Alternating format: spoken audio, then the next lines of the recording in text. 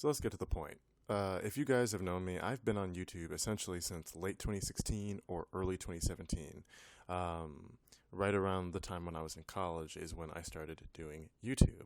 And how do I put this? I failed at it. I mean, I don't think anything in life is a failure, especially when you give effort, but my YouTube channel didn't really succeed. It wasn't hitting the numbers and the views that I wanted it to get. And for a variety of reasons. The audio quality wasn't the best, which is the worst thing. The visual quality wasn't best, but especially that audio quality, I've improved on it now with this microphone, but the audio quality was terrible. That's like the most important thing. And it was really, really rambly, which I'm doing now. All of my content was pretty much unscripted, and I was really, really nervous. And I was more importantly than being African American, there's a lot of Afrophobic bias in algorithms that includes YouTube and social media in general that makes it hard for black creators to make it. That was also against me as well. There was just a variety of reasons. And also, the biggest was because personally, I have so many interests. I'm trying to pursue a career in art, in animation, and trying to balance that out with also trying to do YouTube full time just wasn't working out. I say all this to say that I am really kind of sad that my original YouTube channel, that I deleted all of those videos. I'm sad that it didn't work out. Just because, for most of my life, people have told me that I'm very talented artistically, or I could be a teacher. I could be an artist, all these things. And that's the pain, that's the sacrifice that comes with trying to juggle so many different things, because there's only so many hours in a day and there's only so many days that you have. I say all this to say that I'm probably going to live and die never having a successful YouTube channel. I'm still going to try to kind of do YouTube on the side. I'm kind of returning to YouTube, but uh, you know, pursuing art and animation, that's going to take up the majority of my time. So I won't have the majority of my time to pursue YouTube, because making YouTube videos and YouTube essays takes a long, long amount of time. It takes days. It takes research, writing, typing, editing. Eventually, if I make it big, I'd hire an editor, but it takes an ungodly amount of time, and time is something I don't have with my other skills and passions.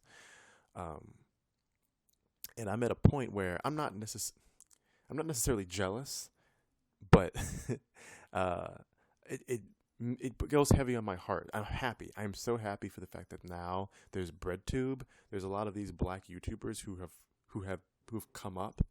I started YouTube back again, like in late 2016, like start of early 2017. So I was on YouTube around a lot before these Bread Bowl black YouTubers were, and yeah, there is a sense of just pain in my heart, right? That I'm not up there like they are. I mean, but there's just no way I really could have done it. Or if I could have done it, it just made it a lot harder because I'm also doing all these other things. And I'm a little upset. I'm a little not upset, but a little sad about that. Um, but hey, I'm happy for them. And the thing is, I would not have been making content that's identical to them simply because I'm a different person. Like, I'm very educated, but I'm a very different person with very different focuses. And even if we were talking about the same subject matters, I'd be talking about it in my own way, whether it be unscripted or scripted. Um, but I'm glad that they're here. But a part of my brain also thinks, what's the point of me ever getting my YouTube career started or even trying at this point? Because look at all these black folks that are popping off on YouTube who are making pro-black, pro-people content in our era of red pill and the far right.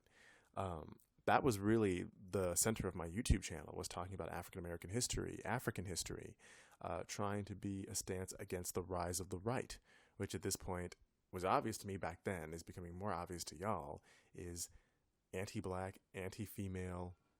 Black people are also female. They're also women. Anti-trans, anti-LGBT, just very much inseminated with white colonialism, like white nationalist and white supremacist leanings and ideas.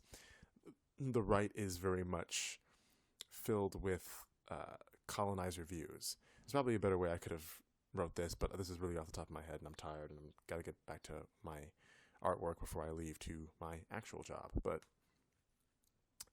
yeah, it's just you can only do so many things, right? If YouTube had been my one and only dream and focus, I guarantee you I would have been up there with like, not that I would be talking about exactly what they're talking about. Actually, well, some of the topics that they've talked about, I would have been talking about.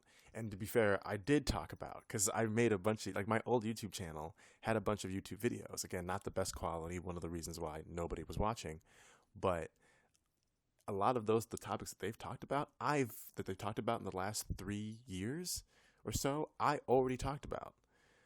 But it wasn't really working out, and so I just ended up deleting that channel and putting more of my attention into my art stuff. Um, but and but again, you kind of get the point. You know, and also I could talk more about African religion and culture, which I've been focusing on for the past pretty much my whole life. Like when I was in grade school, I literally gave a report on Nelson Mandela, and I also gave a report on the stereotype, really the racist propaganda of the idea that black people didn't have civilizations. I wish I could find that video. I'm sure my mom and my dad have a video of me somewhere.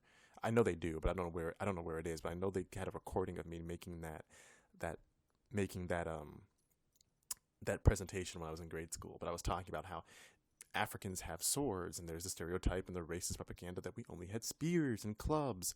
So I've been talking about African histories and religions since I was a kid, but in the last 3 years, really inspired by I want to say the small but very vocal pushback against Black is King, where a lot of people came out with their colonial racist propaganda and biases, this idea that African religions are demonic, when we're the African race, African descent people are one of, if not the only group of people where that's really been labeled to as our indigenous religions are demonic. Asian people don't necessarily get that. Asian religions don't get that. The Abrahamic religions most certainly don't get that, obviously, since they're the ones who usually through colonialism are pointing that finger at African diaspora cultures and religions. Even indigenous American religions don't, especially in the North America, don't tend to get that. But though that's very loaded, and I'm not going to talk about that in depth. So if you're saying, "Oh, I'm missing a bunch of stuff and I'm not talking about everything," well, because I'm going to try to wrap this up. But I've been aware of that since I was a kid. But like really, when Black is King is when I started seeing that pushback by some people on Twitter and social media. Is when I really went into this deep dive of wanting to make a paper that expresses both the good and the bad in African religions, mythologies, cultures, traditions. And there is most certainly bad, but there's also good too. And wanting to, again, get it out there that racist propaganda of Africans are devil worshippers and, believing in a deity and deities that look like us is inherently wrong, disproving that and showing examples and trying to make it more mainstream. But I'm still doing that, and that's taking a long time because, again, I'm an artist. I can't focus as much. I'm trying to do too much, but there really is no other way I feel like I can be. Also, research takes a long time too. I'm at 118 pages right now. It's been like 3-4 years. It's been 3 years, but I'm at 118 pages and still got so many more to go. I say all that because like I could make content based off the information that I've already collected, but it's like I don't want to show too much, because if I do that, then I feel like there's no point to the paper. But to wrap this video up, because it's getting to be 10 minutes, even though I still think the golden mark for a YouTube video is 15 minutes. I'm a African American YouTuber with many, many, many interests, but especially on the interest of human rights and civil rights for African American people and other peoples, but especially for Black women and Black American women, Black diaspora women, the intersectionality between misogyny and racism, anti-Black racism, the fact that colorism is inherently misogynor. I shouldn't have to explain that. Maybe I'll explain that in another video. That was really where my YouTube channel was back in 2016, 2017, combating the rise of the far right in Europe and throughout the United States. I'm an OG, but no one will ever know that because I deleted that YouTube channel and it wasn't really successful anyway, just due to me trying to do so many things. I'm gonna try to do YouTube again, but I'm happy for this new wave. I'm happy for BreadTube, but so much of what BreadTube YouTubers are talking about right now is stuff that I already knew, and I was trying to teach people, and I wanted to create more videos to teach people, but it just didn't work out due to me just doing so many things, and also me just like not always wanting to sit down and type, me just wanting to get out there and talk and ramble like I am doing now. So I guess I haven't learned too much of my lesson. But yeah, we'll see what happens and ramble over. I hope you guys have a peaceful day. Love yourselves. See you later.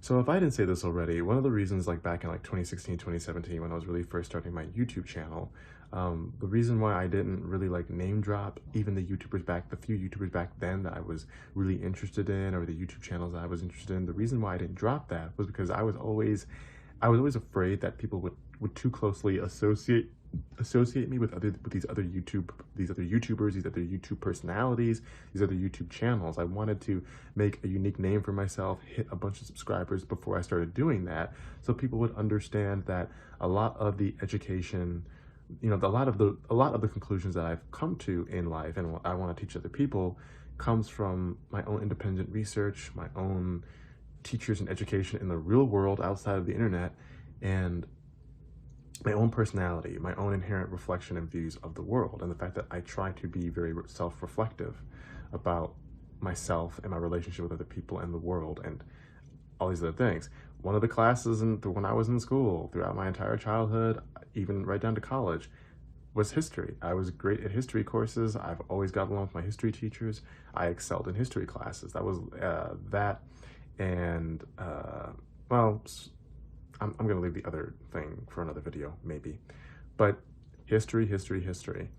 And, now, again, with like BreadTube, even though I was on YouTube before BreadTube was a thing, before a lot of these black YouTubers, black BreadTube YouTubers, however way you want to describe them, I was on there before a lot of them were on there, or I was on there when they were on there and they were just as fresh as I was, and we just weren't seeing each other. But I just wanted people to understand that this was me. It wasn't necessarily, it was not my influence or me copying or me picking it back off of other people. Maybe that fear was irrational, but that was one of the reasons why I didn't name drop a lot of people. And then again, a lot of those people I wasn't aware of a lot of those people back then anyway.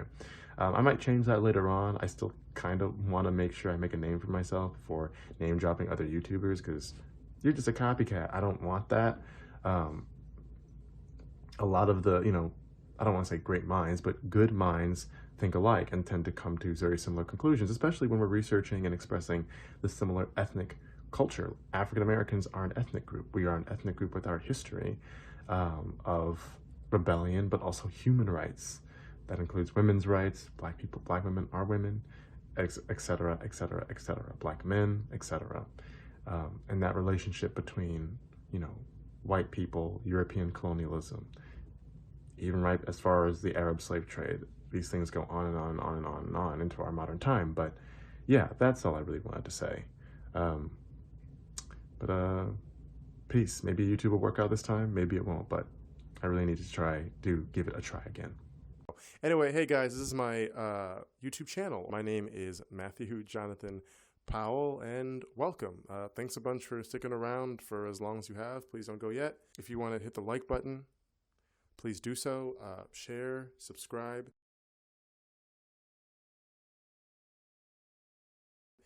Donate a little money to my not Patreon Ko-fi. I seriously forgot. Keeping it in there. I don't care. Thanks for listening. Thanks for watching. Hope you guys stick around and you find something you like. Thanks so much.